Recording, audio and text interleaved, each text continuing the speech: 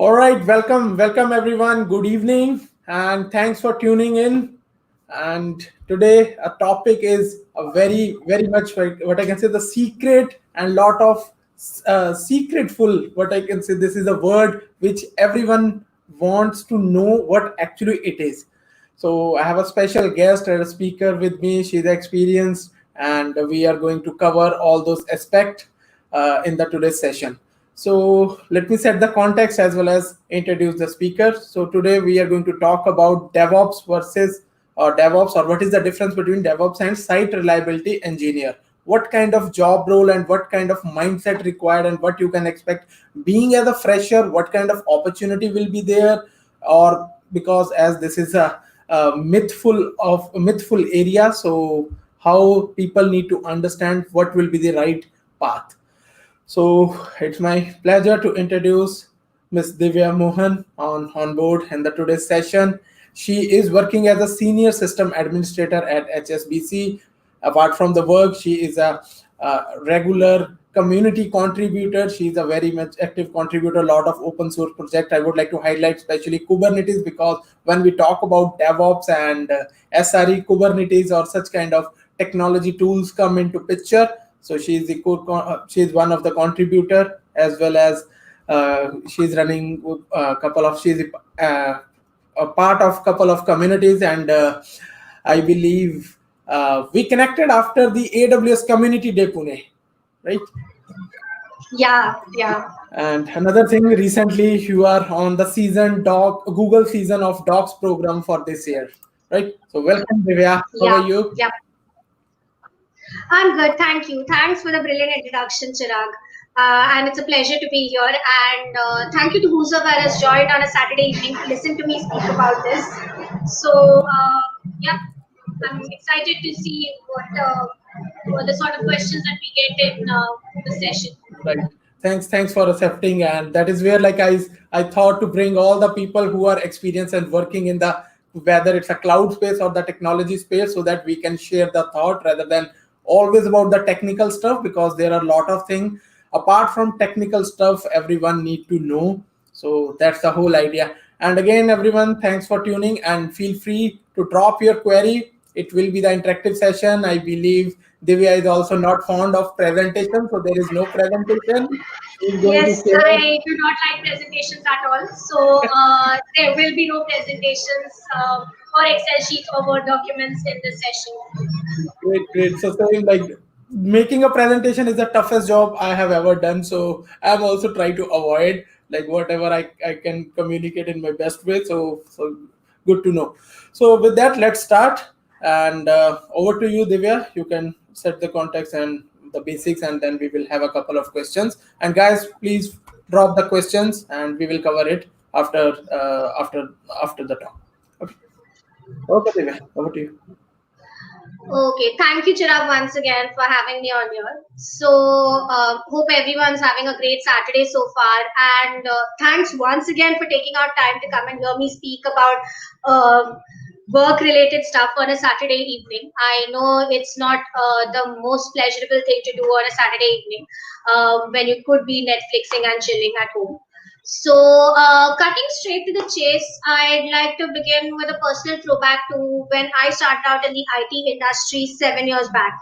So, we were part of the operations team, and I was a newly minted system admin. And DevOps had just started becoming a thing in IT. And most of us, if not all, were following the traditional waterfall model when it came to putting software or applications in production. So that's also because DevOps was a relatively nascent concept back then, having first been coined by Patrick Dubois at the DevOps Days conference in 2009. So a fun fact is that he's also known as the godfather of DevOps. And given that, DevOps as a term or a concept is relatively nascent. I'm not saying that it is new, it's nascent. So it's very easy to be confused by what it actually means, as to what it actually means. And there are, of course, a lot of other terminologies like agile, scrum, site reliability engineering for one, that have been, in the part of the IT industry for far longer than DevOps has. So, firstly, firstly, it's important to understand what DevOps is. So, DevOps as such is not one specific set of technologies or one specific set of um, tools that is there, that is being employed to achieve an end. It is a practice, or it is a set of practices rather, that combine software development and operations, that are not traditionally in the waterfall model put together in the same ecosystem. So traditionally what used to happen is a separate team used to work on the software development bit, and a separate team used to handle the deployment of the software or application in production, and a separate team used to actually administrate and support this application in production. So there were three separate teams working in silos, or maybe two separate teams working in silos, and there were no interconnections between them. As a result, what used to happen was that the time that it used to take for putting an application in production or a software in production used to be relatively longer. Now, with DevOps, what happens is you rely on a couple of, not more than a couple of practices to ensure that stuff gets done faster, because as as the number of tools, and as the number of customers, and as the number of people who are using applications increase, you obviously have to speed up the way you put stuff into production. You have to actually push changes into production faster, and that was not possible with a traditional waterfall model. So in this case, there are a set of principles that DevOps follows. So one of them is version control, and all of you must be aware of how version control is achieved these days. There are a lot of version control systems. So all of the artifacts that are there currently, are being developed currently, have to be using some sort of version control, and continuous integration and deployment. So all of you are also aware, I'm presuming, of the kind of tools that are there for CI/CD. So there are pipelines on Jenkins, and and then there are automated. Another principle is automated testing. So previously there used to be a separate testing team for testing the application before it gets put into production, and now with the relatively shorter time afforded to us to actually push stuff into production, you have to have some sort of automations in place for for testing the code or software that you're pushing it. Also, another principle is peer reviewing of the changes that are being pushed. So this traditionally never used to happen, because when a specific person used to actually write a code, a bug used to be found out only at the time of testing, or God forbid, only when you actually push the application into production and the customer is using it. That and a workflow fails. So peer reviewing basically gives your members within your team a chance to have a look at whatever you are doing and see if it integrates well into the overall code base, and then hold you accountable if there is any mistake or any sort of changes that are required, or if it could be made better or more efficient. So there are other set of principles which I'll be coming to, and those will be specifically focused in the site reliability engineering bit. So why do we have site reliability engineering if DevOps is already there? You might ask, because we already have like 10 different words for defining the way a particular thing is done. So why another new buzzword? So unfortunately, site reliability engineering has been there in the market for longer than DevOps as a concept was. So site reliability engineering was introduced in the market by Google in 2003. And the basic principle of site reliability engineering is treating the siloed operations team um, like it is a software development team. So you introduce concepts of software development into operations, and that is precisely why even in a job role where you're looking at site reliability engineer as a potential job, you will be required to know some sort of automation related, scripting related languages, like even as simple a language as Bash or Python, or even if you're familiar with the higher languages, obviously it's a plus. But simple languages like Bash scripting, then you can also use Python. So site reliability engineering basically focuses on ensuring that the operations team is not in silos in silos as compared to the rest of the organization, because typically all the job roles were distributed across various strata of the organization, and as a result there was no efficient communication, leading to potential delays in the way an app or software was productionized.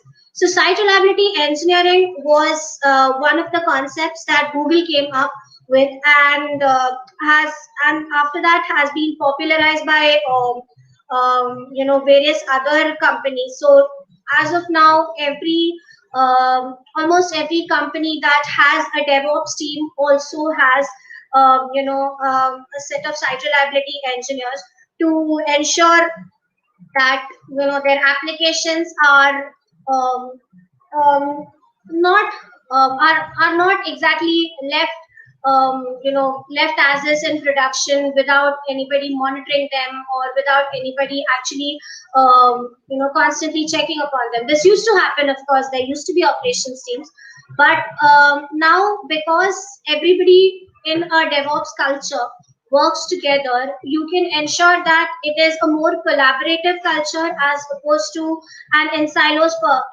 environment wherein one team has to page out the second team, and the second team, if that person is not available, has to page out the third team, and then by the time the third person comes in, there would have been a significant customer impact. So with site reliability engineering, what companies aim to achieve is that you ensure that with a set of practices, like enabling distributed monitoring and chasing, enabling set of SLOs and SLAs, and enabling proper KPIs, you are able to achieve the amount of usability, or amount of how to best put it, I'm not aware, but amount of reliability that is there for an application in production. So if we look at DevOps or SRE as two separate concepts, it's not the right way, probably, because DevOps is it's a set of practices. It's not like one set of tools and one set of technologies that are there, and you are supposed to abide by that.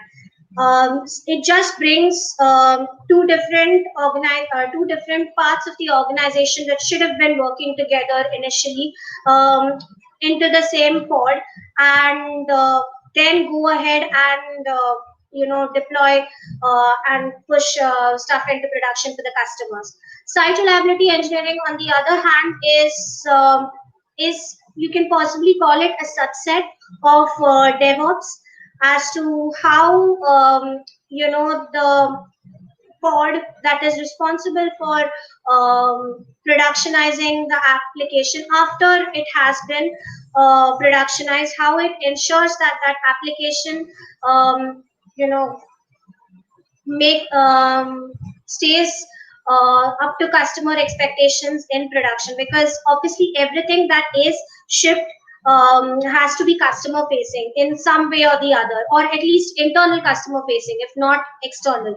So at the end of the day, I personally would push site reliability engineering under the bracket of DevOps, and it should not be that you have to compete against one another. DevOps as um, a model of functioning is including site reliability engineering. There is no there's no competition between the two of them. Site reliability engineering just focuses more on what happens when the application is up and running and it is facing the customers, because after that is done, you have to ensure that with the help of all the tools that site reliability engineering employs, you are able to keep the application steady in production, and you are able to serve your customers well, because at the end of the day, that's what a big business needs. You need to serve your customers well enough, and that's as far as I had in terms of making you guys aware of DevOps and SRE. And I would like to hear from you guys if you have any sort of questions around uh, what DevOps is, or what SRE is, or any questions related to this. So Chirag, over to you, I guess, for the questions bit.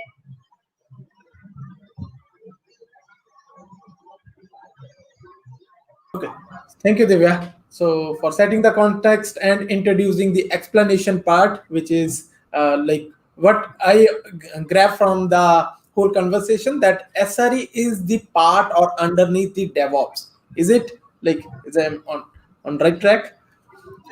So SRE is a part. You could say it's a part, but it's like I said, DevOps is a whole culture. It is not.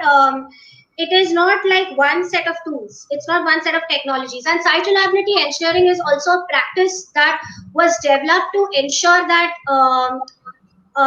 software engineers, after pushing their stuff in production, are just sitting and saying, okay, I have now pushed my stuff into production, I'm going to have a nap. That cannot be, because once you actually put stuff into production, you have to ensure that it serves the customers as expected. So typically that used to be the responsibility of the operations team. And site reliability engineering, what it does is, with the help of some software development knowledge, it helps automate most of the practices that are required to ensure a near stable operation for the application, because obviously applications crash and applications fail, since they are not some sort of infallible entities. So the SRE can be considered a subset of DevOps, but it's not completely just that, because DevOps is a complete culture out of which SRE can be considered as a practice that is a subset. Great, great. So thanks for highlighting all this, because I believe this will be helpful for the listeners, because this is again the common myth, like which will be the superior or which will come underneath each other, right? So I have a couple of things prepared from my side. Like I would like to hear your thoughts on that. And as I am following you from last couple of months, one thing let's start with. What's your thought about chaos engineering? Where it will fit? Will it will be the what I can say, the responsibility of a DevOps guy or the SRE? So your thoughts, please. Carry So, on. chaos engineering is again a combined effort, in my honest opinion, because chaos engineering is you are ensuring that when an application is you are introducing conditions of outage into the application without actually knowing what the application is going to throw you as an output. Like it is more, I think, aligned with SRE, but I wouldn't say it is completely aligned with SRE, because chaos engineering is a completely, discipline that focuses on introducing outage-like situations into applications. And this is done so that it improves the reliability. So the reliability aspect does come in there, but I wouldn't say that it is the site reliability engineer's job. So the DevOps application folks can just sit and enjoy their life. That is not the case. Everybody has to be accountable. So chaos engineering is a team effort, because at the end of the day, when you introduce chaos conditions, which are outage-like conditions, into the application, you have to know where exactly the application is, going to error out, and how to recover from that. And it could error out at any point in time. Like if I possibly introduce some condition, like if I possibly just introduce high load conditions onto the application, it might not actually throw any systemic error, but it might end up facing some sort of slowness. And the slowness could be because the application is taking a longer time to connect to the backend, or it is internally processing stuff within, and it could take. So it's not a silos job. So reliability does come into the picture while you are performing a chaos experiment, but it is a combined team effort when you talk about chaos engineering.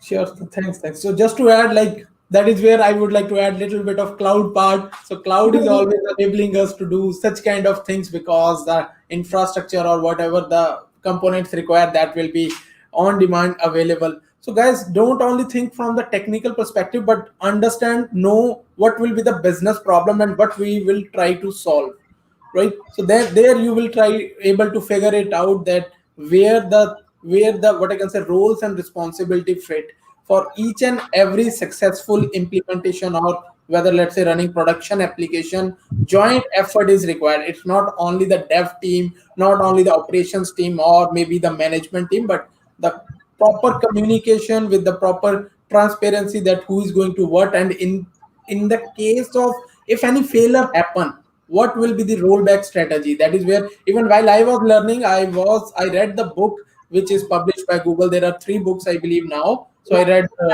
I completed only one book last year. So there is something that SRE majorly doing the post mortem, that when Yeah, yeah, yeah, any kind of concern happen, right? yeah. Okay, so in the context, like I would like to know more.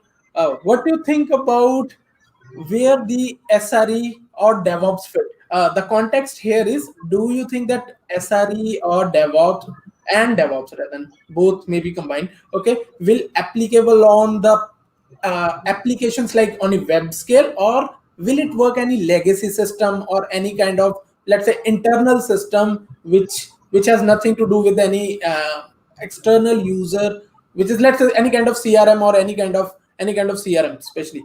So there also we can apply this SRE as well as DevOps practices, or what's your thought on that? Absolutely.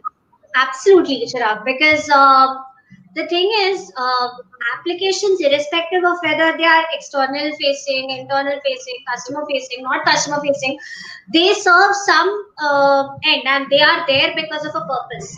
So if they are not exactly performing what they are expected to perform, uh, they are not useful any longer, and whatever reason they were deployed for, they are not living up to the expectation of that reason.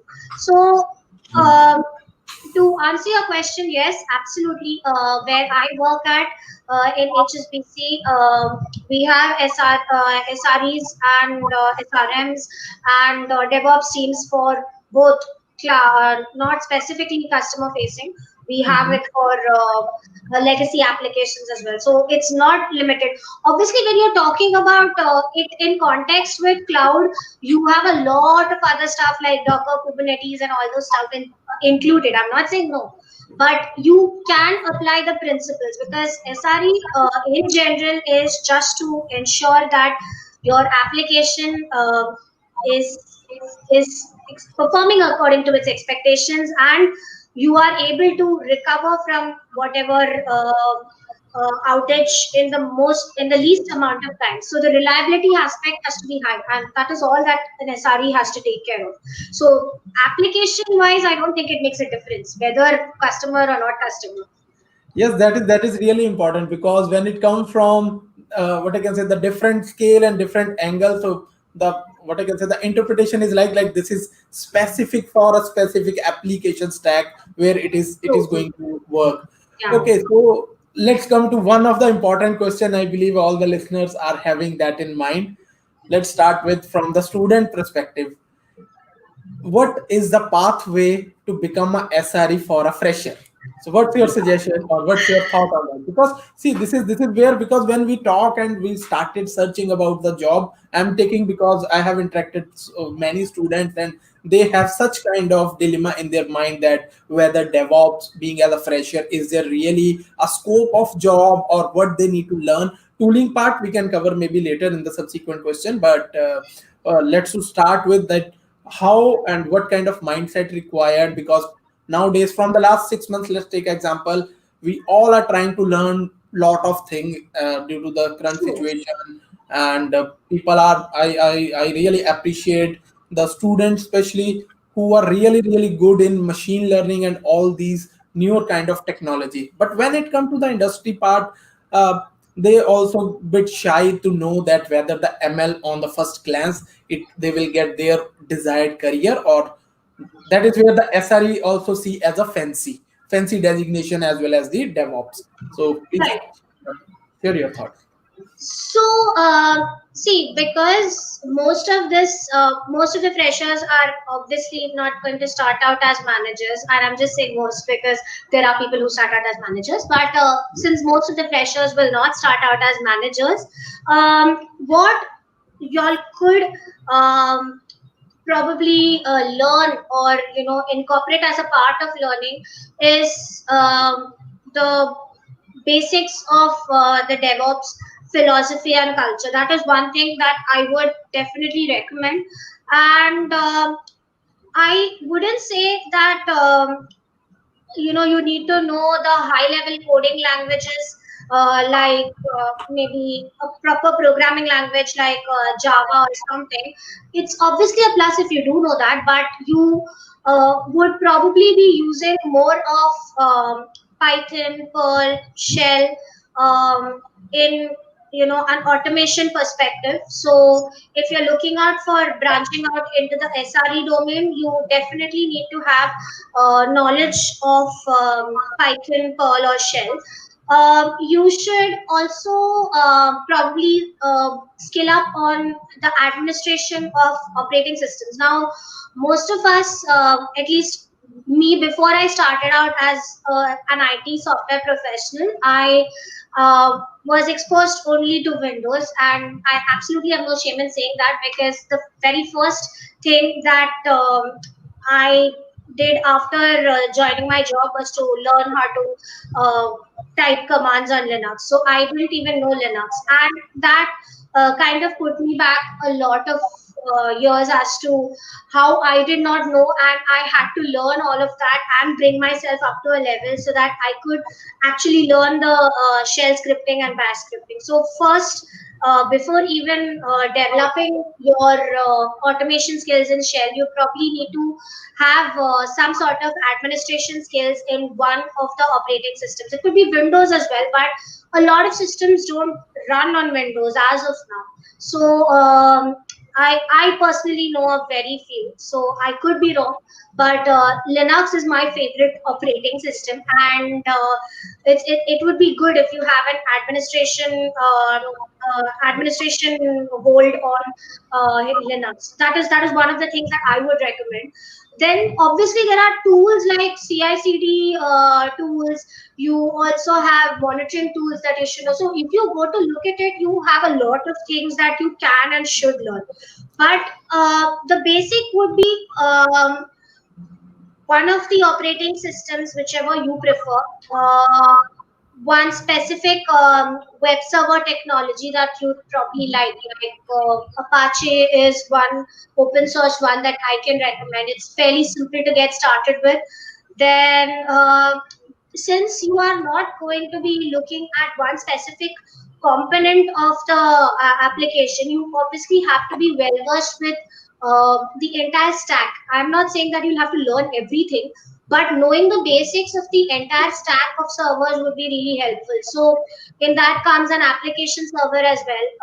It comes in one database as well. So I'm not saying that if you learn everything, like if I ask you right now, you should not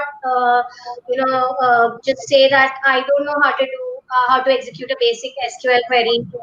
That should not be the case. You should at least know the basics of each of these, so that when there is a requirement to skill up, you are able to build up on those basics. Of course, GitHub, Git and SVN as source code management tools are a must learn, irrespective of whether you're getting into DevOps or not getting into DevOps, because every damn thing in this in IT as of now is their own Git or SVN. So even if you're not directly responsible for managing the code, or even if you're not working as an automation personnel in SRE, or even if you're not actually dealing with code day to day, there will come a time when you will require to store use source code management in some form or the other. So basic knowledge of that would also help. Um, and of course, I'm going to shamelessly plug in Kubernetes and Docker here. So Kubernetes and Docker are good if you are actually thinking about moving more into the cloud space of things, because everything cloud and container space of things, because most of the applications nowadays are containerized, and at some point in the future there is going to be a time when all of this is going to be on the cloud. So having knowledge of containers and container orchestration systems is also pretty great. And configuration management systems are another uh, good thing to know. I'm again not saying that you have to know this from day one, but knowing the basics of at least some of this will put you in a better position as compared to the rest of the population. That's what I believe. So I personally am also learning a lot of this. I am not fully proficient in a lot of this stuff, so I also am learning, and it's challenging for sure, because there are a lot of things to learn in terms of technology. The tooling part is not limited. So you have, for everything that I mentioned, operating system itself, you will have like various flavors of Linux, various flavors of Windows, various flavors of Mac, various flavor. I don't even know if people deploy anything on Mac, but various flavors of everything. So you can't limit yourself in any way. But getting started with some of these basics would be great. Thanks for sharing. Like few things I just want to add from my side. Really, guys, basics are always important. Without that, things will not work. And keep remember whatever you are trying to do, know the basics first. Tooling part is there. Learning a 10 different tools simultaneously also will not. It will not lead to a good place. Simply like it's as my experience also. I tried this when I was in my graduation. I was, you can say, the over enthusiast always about the technology. So such kind of things automatically come from our, I can say, soul, that we need to know this, we need to know this, because if we learn the tool, possibility is we will not get every scenario to test it, right? So sooner or later it will be vanish from the mind, and you will forget. Same happened with me. Like I would like to add my example. Like I learned Excel in 2014-15, but last 3 years I use very less. But this year, most of when preparing all those, I can say, the some kind of assessment reports, the migration things. And now I'm able to understand the value of Excel, that you can put your thoughts so beautifully on Excel and then explain, and it will make your life much easy. And now I'm referring my 5 years old notes as well as trying to do. Okay, just one more question. Like you talk, I get it from the administrator perspective, but let's say, being again still we are covering the context of a student. uh, a student don't want to play with any kind of networking and operating system. Again, interest area is different for each and every person, right? So do you think that the SRE or even the DevOps is only limited to the people who knows the administrator or operating system, or the pure developer? Let's say a student put a effort to learn Python in and out for 3 years. Now he or she is in final year and thinking, and suddenly this shiny thing, job description came, that you are going to appear for being as a fresher. We are going to recruit for DevOps or SRE. Then what do you think for the developers? What kind of, like, what's your thought? I know even you are not a developer, I'm not a developer, but let's try maybe bring some agreement so that everyone will get some information, right? So, I personally think that irrespective of whether you're a developer or an operations, you should know both sides of the coin. So, I am someone who has realized this really recently. Like the past 2 3 years have been years of revelation for me in terms of understanding that um application development uh, as a concept is not as simple as uh, writing code in Java and just testing it and it gets done. It's not that simple. I understand, and so when I'm saying that as a systems admin person, um, SREs need to know both sides of the coin. Even as a developer, you need to be well. I'm not saying well versed, but at least the very basics of system administration for a particular operating system. Like their application is specifically going to be deployed on an operating system, right? So that particular operating system, at least they should be well versed because at a given point of time, if the person who is a specialist in that particular operating system is not available, at least the basic things of troubleshooting should be known to a person. I'm not saying that he should know end-to-end networking and end-to-end all the protocol stacks. Nothing. I'm not saying to that level of knowledge, but the basic administration should be known. Just like for a system admin person, the basic levels of Right. software Programming. programming. Yeah, Right, agree on that part. Really. So it's like that is where the this term originate, DevOps, which is going to remove the barrier between the developer as well as system operations, right? right. So, Yes. right. Great, good to know, good to hear. And I believe we have a couple of questions also. Let me try to pick from the chat, and I believe people are getting the message and thought. So just again to re-emphasize, see guys, we are very impatient nowadays. We can't wait a application or site to load in 5 to 10 seconds, because 10 years back it can be a normal, because internet was luxury, but now it's a necessity, right? And the user experience is, we need to have better and better experience on a daily basis. That is where all this engineering team came into picture to improve the application, as well as the at the same time the more users are adding, because nowadays talking about a million or tens of million user is just a thing. Who cares about tens of million user? Most of the famous applications, they are playing in a billions of user, and the concurrency is like that. But how systematically and how your system is going to behave with the same level of performance for each and every user, that is where all this thing come into picture. So we will cover, because I see a one very good question.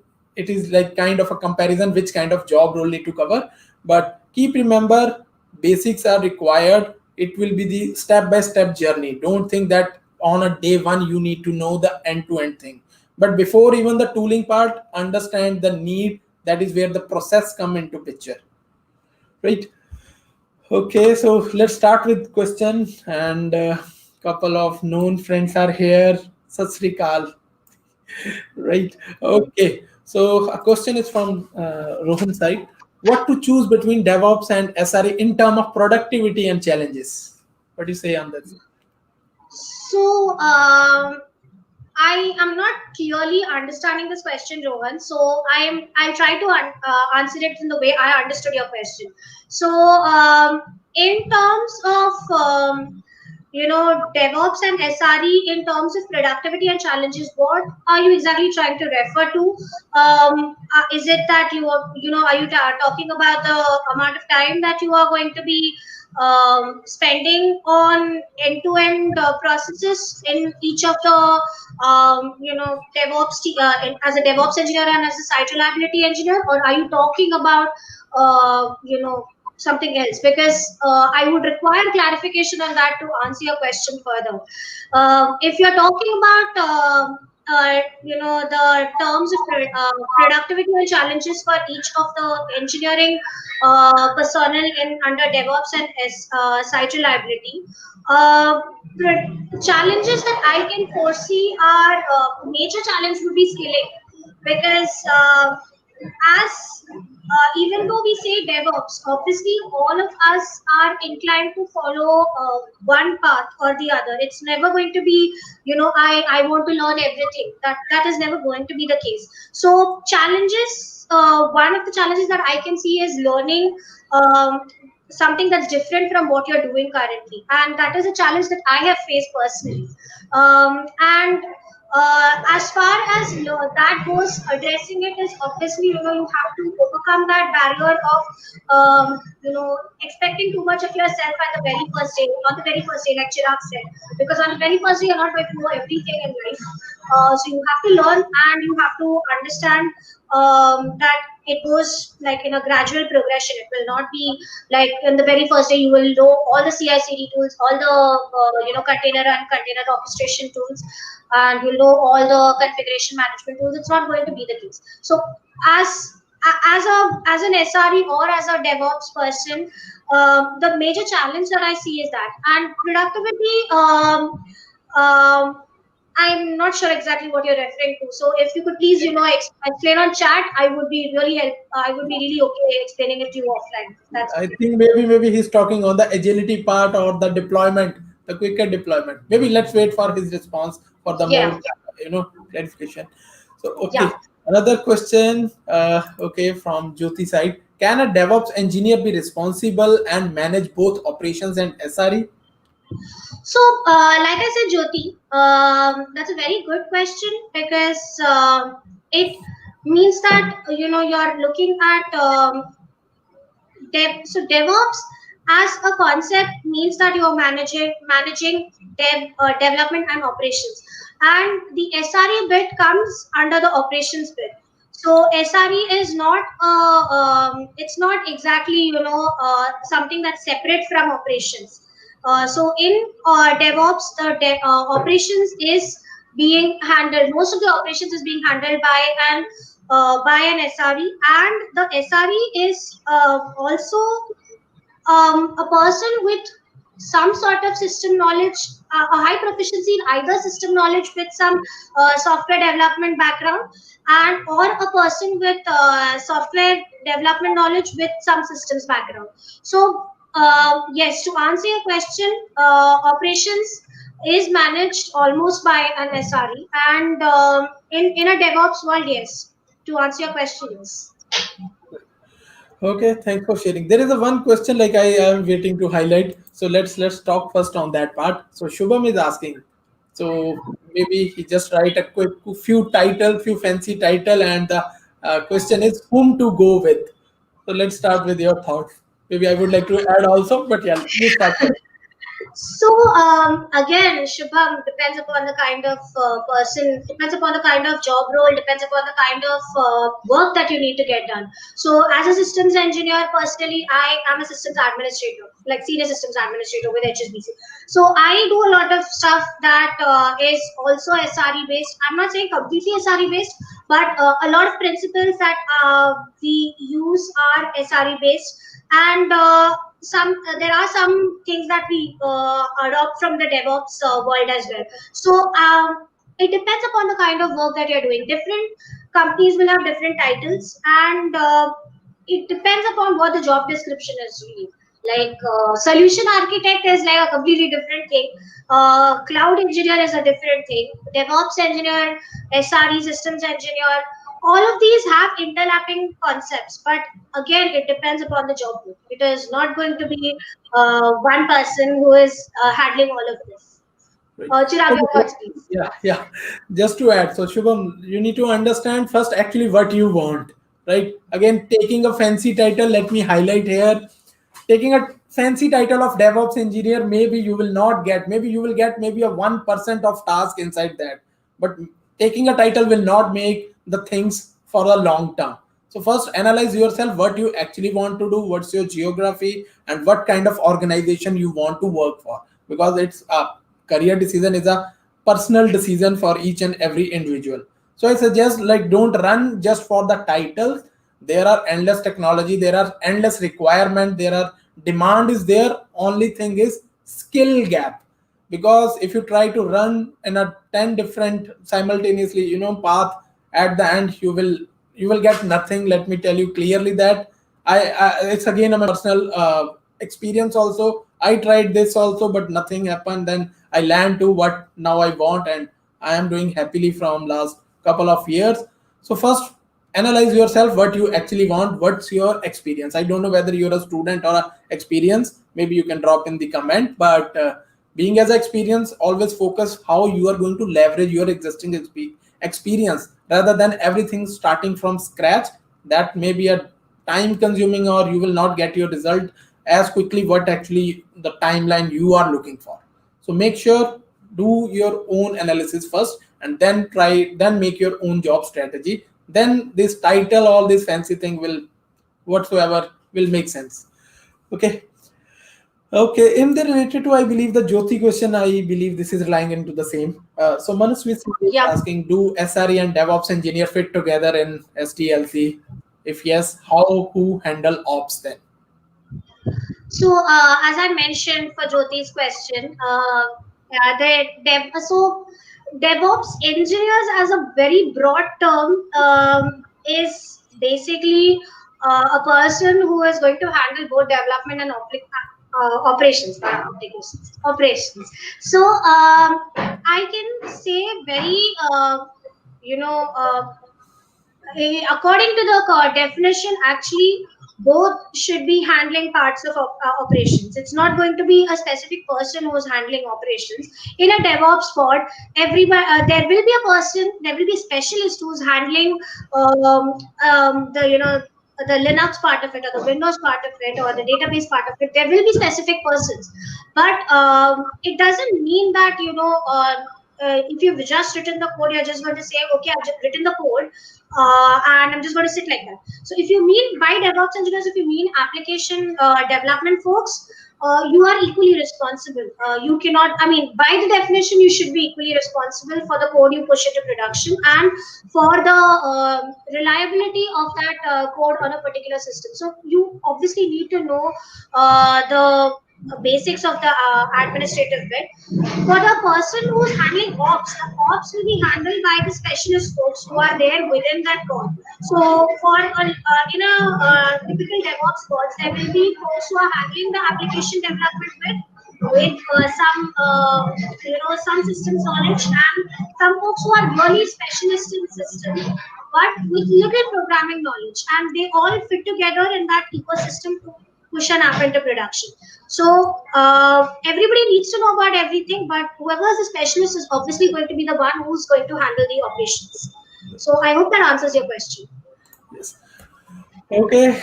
Thanks to Anurag also sharing the information. So guys, you can read the Anurag's comment. He put couple of useful information. So read right now. I just pushed the difference between the SRE DevOps. So thanks Anurag. Okay, so the another question I would like to talk again. It's from the same person, Shubham. Can you please put some lights on DevOps and SRE best practices? Oh, sure. So, like I mentioned in the talk, I believe I was way too quick in actually going through it. So, some of the DevOps and SRE best practices are you have to have version control for all your artifacts being deployed. Basically, if you're developing an application from scratch or however, you have to have version control for that. You also have to have mechanisms and tools in place for continuous integration and deployment. You cannot have code branches that are private and being integrated at the end of the release cycle after being worked on, and to realize that at the end of the release cycle the entire code only builds. So continuously integrating and continuously deploying into the code base is something that is required, and there are various tools and technologies in place for that. Then, like I also mentioned, there should be automated testing. So it basically means that you are not supposed to stop testing. So typically the testing stops when your build fails. Like that is when your testing normally is considered a failure. So anything that breaks should be considered a failure, and it is supposed to be automated in order to ensure faster delivery times. And it this particular practice ensures that whatever code you are writing or pushing is in an always deployable state. You can deploy it at any point in time without the fear that oh my god, it's going to break stuff in production. So that should not be there. Then you also have you also need to peer review, which is another thing I mentioned in the collaborative bit, because DevOps as a culture is all about collaboration, and it's about getting the right communication systems in place. So peer reviewing ensures that you have another person looking at having a fresh pair of eyes is basically what peer reviewing is about. So he or she will have a fresh look at what you are doing, and probably he or she will have a better insight into how this could be done better or more efficiently. So that is another thing. Then you also have to, because you are looking at high reliability, you also have to have proactive monitoring of the production environment.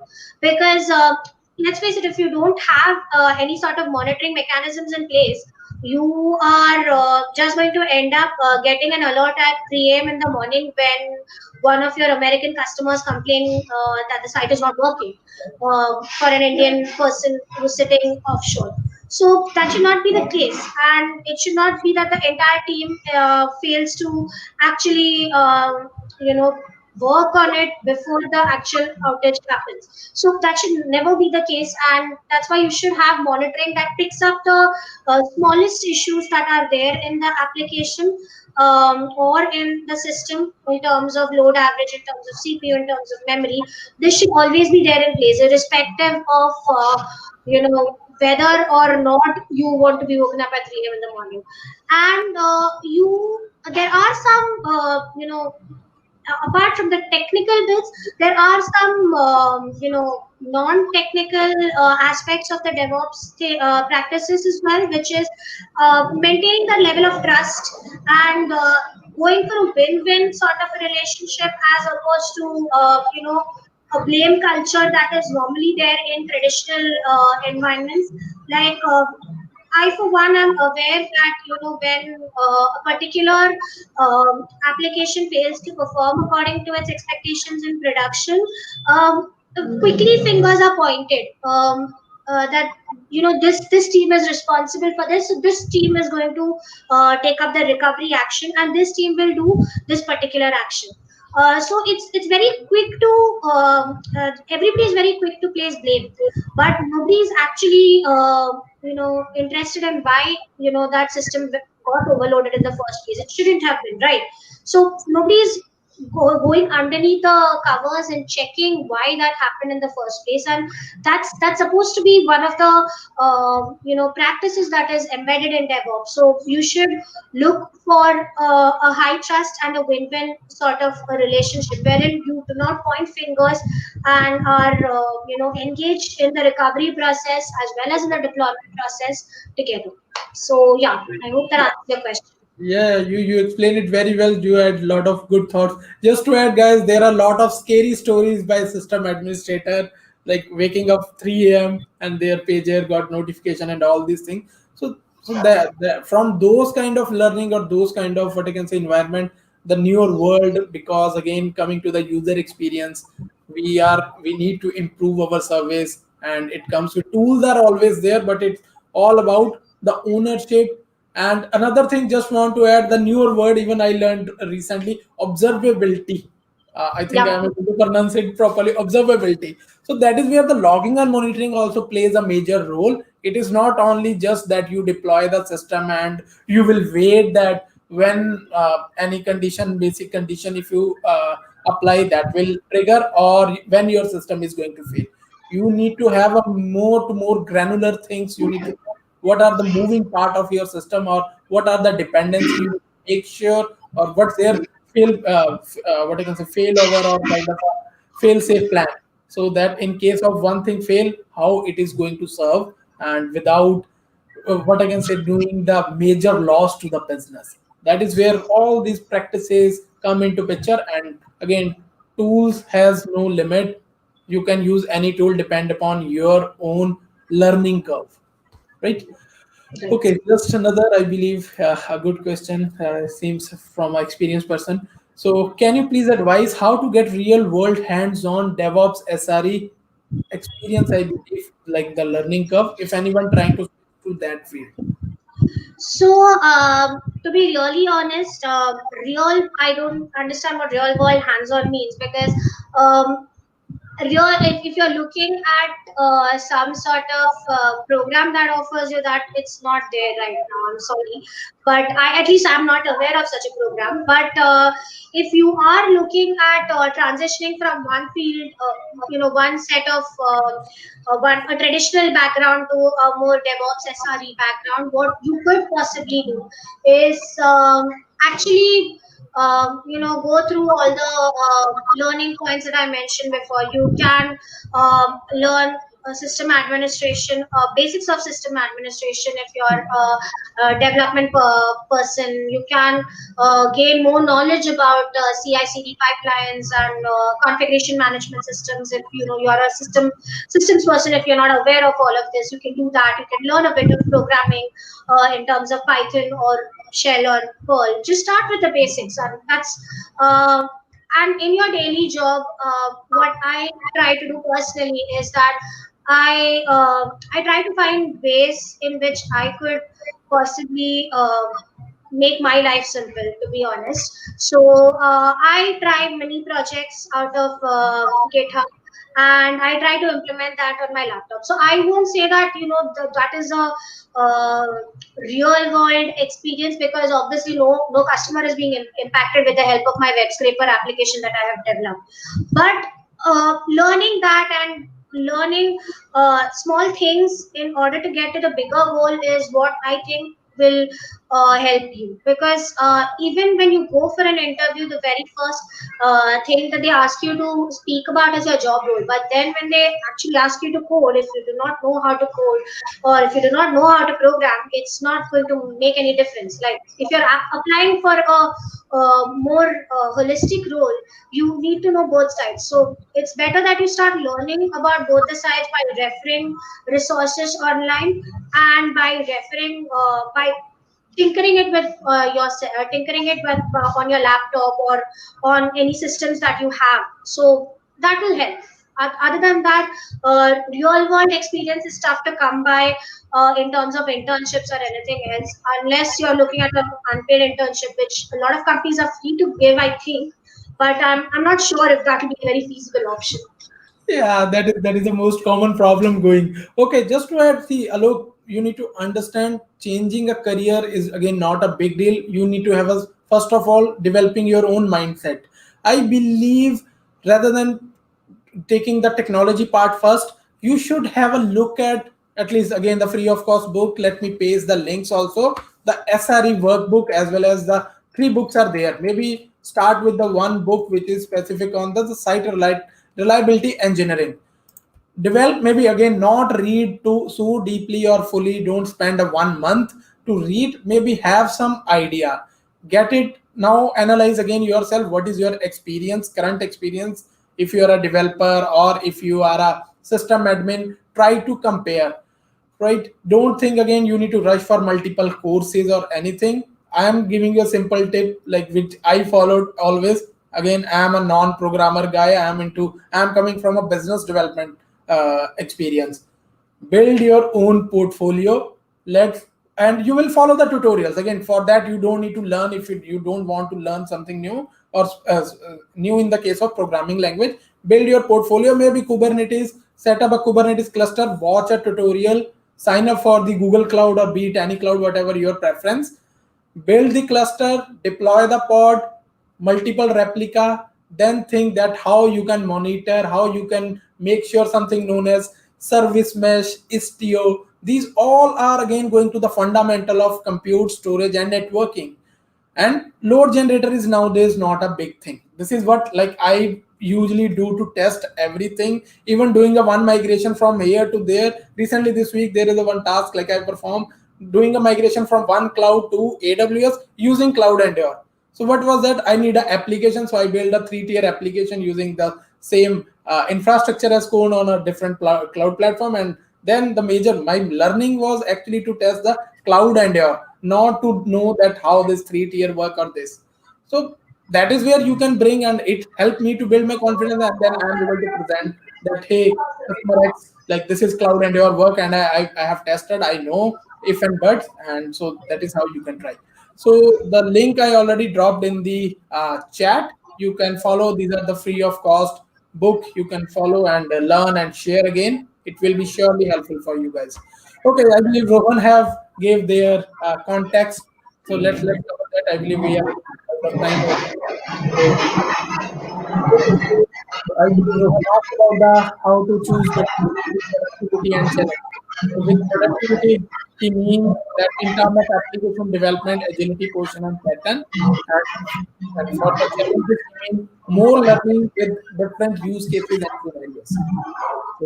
So, So, with Phone's mobile data is turned on, so I can't help you with that at the moment. sorry.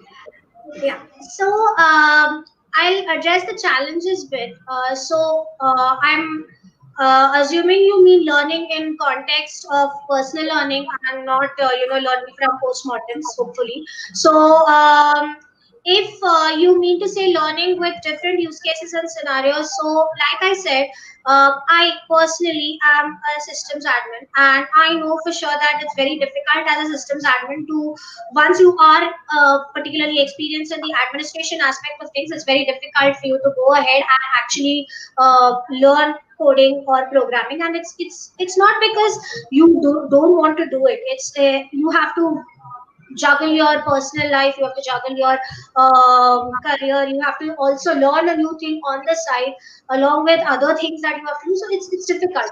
So learning that is going to be a challenge for you guys, and it's obviously not something that it's not going to be easy. But what I have found works for me is incremental portions of learning. So I am not going to learn the entire book in 1 week. I pace myself so that whenever I actually read something, I ensure that a practical demonstration is possible from my end. So when I started learning Python, I am not very good at programming. I actually had to go back to my basics and start. So I have done a basic of Java and C++ in my engineering. So that was what I drew from. But actually going and learning Python because it's a different language was very difficult for me, because I've not touched things like Python or shell scripting from the last 7 years. So learning that, I ensure that when I started, even a small hello world was a big success for me. But then again, going by if loop for loop, then actually putting together all the pieces and creating an application, then actually developing a sort of Python script to parse stuff from CSV files, then developing a Python script to scrape particular prices of a particular you know product on Flipkart. So I try doing all of that. So it's all about piecing together stuff and incrementally doing it as opposed to learning all of it in one shot. So that is with regards to the challenges bit. With productivity, I would say that in terms of productivity, obviously DevOps and SRE is a lot more productive as compared to a traditional SDLC, because let's face it, if you are going in a traditional SDLC, you are going to take X number of days to first develop, then Y number of days to then get it tested. After testing, if they find some problems, then you go back to there'll be some sort of feedback loop which will take like another N number of days. So there's going to be significant amount of time that is lost in communication and translation. So if that's the case, obviously you are going to delay your timelines, and obviously that's a loss of productivity, because while the development team has finished its actual development of the code and is awaiting the testing team's response, it's actually not doing a lot. So when the feedback loops are tighter in case of DevOps, your productivity is obviously on a greater high as compared to a traditional model. As with regards to your agility portions and all of that, I'm sorry, I do not have knowledge on that, but it's probably something we can connect on offline. Maybe I misunderstood it, so it's probably we can connect. Is something we can connect about offline, and I can probably understand the question better and answer if that's okay. Okay, so guys, Divya's LinkedIn, what you can say, the link is already in description, and she is very active on social media, be it on Twitter or LinkedIn. So feel free to connect with her, right? Okay, so another question is from Rohan, and I believe this is another common also. So what are the views on increasing popularity of open source tools like Terraform, Packer, etc., as than of the proprietary tool? Very, very good question. So, yeah, so very good question, and thanks for asking that, because if you had not asked that, I would have probably said it already. So, I am a big open source enthusiast, and I am a recently converted open source enthusiast, let me say. So, having been part of a lot of open source communities, I think that open source is the way to go ahead. To be honest with to be honest with everyone, because proprietary tools, although there are certain benefits to both sides, I think that that the whole point of engineers coming together and developing a tool or a technology via a community that is managed by a set of engineers again, or a set of technical people, it's obviously going to put in more value, and in the long run, I think it will be a better way to go ahead as opposed to a proprietary. Again, no takes taken at any of the proprietary tools. I use a lot of proprietary tools in my day-to-day job and outside of it. But open source as a proprietary some as a historical debate, to be honest. And I am a recently converted open source enthusiast. So for me, it's obviously open source all the way, to be honest. So I hope that answers your question. Yeah, just to add from a business perspective, no business want to have a lock-in. So that is where I even personally found that the open source tool, which is you can say polyglot or which will work on all the multiple platform. So that is where it's a value proposition, right? I believe we have a last question because yeah, time is going out. Okay, so how is DevOps different from agile methodology? So I was sure somebody would ask this question. So So you have so already prepared. Let's go. no, because that was one of the first questions I had when I started out learning about DevOps and Agile and all the different, terminologies out there in the market. So I was like, somebody will ask this question for sure today. So Then thanks to Nina. Kudos to Nina. So, so DevOps basically, like I said, is a culture. It's not it's not like a specific set of tools or technologies. Agile is also agile is more focused on the software development part of DevOps. So there is something called as agile DevOps as well.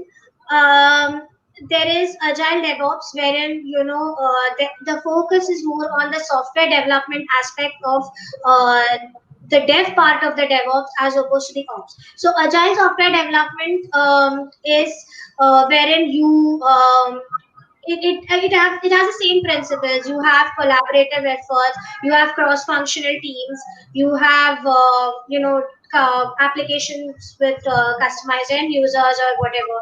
But the basic underlying principle here is DevOps on a whole is the culture, and Agile is focusing more on the dev part of it. So Agile is related to the software development aspect of DevOps. That is the T. That is the scrum. That is the summary of what I meant. Okay, I believe, yeah, you cover almost all the aspect of bit of the technical front as well as the business and the learning curve. So I think we are good to go and wrap up. So thank you everyone for joining. And another important thing is connect with her, shoot her lot of questions, make her busy. Okay, and ask her how about the career, and that is where I also start connecting. So that is where I can say the power of social media came into picture, that to reach a right Yes. mindset, the like mindset people, to know about like how one can help with each other, like how we can get clarification of our queries from the experienced person who are in industry. Because she's coming, like I checked your profile that you are coming from a system admin, and it's a 7 years, it's always a long journey. So, and you change the role, and changing a role always need a change. First of all, change in mindset. Otherwise, changing a role again, getting a title will not make sense until unless you are mentally not prepared for that. Right? So with that note, I think feel free to drop the feedback and what will be the next session, or what kind of a next topic you are looking for. It's not that Divya only came here. I believe Divya will support us continuously, and we will get another slot from her to learn from her. All right. Thank Always you, glad to. everyone. Take care. Bye bye. Thank you. Bye bye.